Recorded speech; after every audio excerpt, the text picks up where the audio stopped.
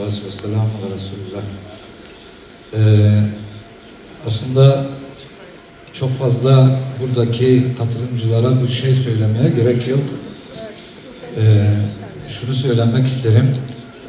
Selahaddin'in torunu olaraktan Diyarbakır diyarlarından size kucak dolu selamlar getirdim. Gerçekten Gazze'deki kardeşlerimizin yapmış oldukları fedakarlıktan ve sabır timsali olmalarından dolayı burada yaptıklarınızı anlatmaktan haya ediyorum. Fakat birkaç önerim olacak buradaki büyüklerimize, kardeşlerimize, bacılarımıza. Bu tür programları sadece Ürdün'den ibaret olmamalı. Farklı ülkelerden bu çalışmaların devam etmesi lazım. Bu projelerin farklı kesimlere ulaştırılması lazım.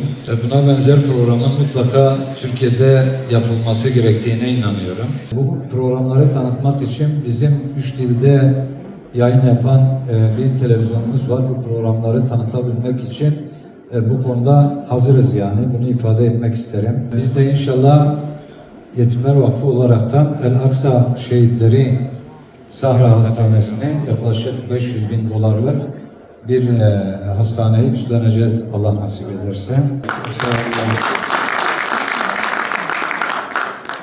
Bir de Gazze'nin kahraman çocuklarına buradan sizin aracılığınızla seslenmek istiyorum.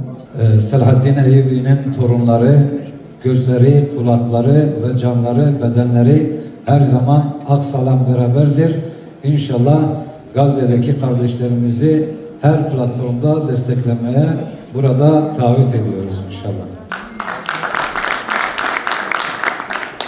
Bu kadar güzel, iyi insanlarla bir arada olmaktan dolayı Rabbime hamd ediyorum, şükrediyorum.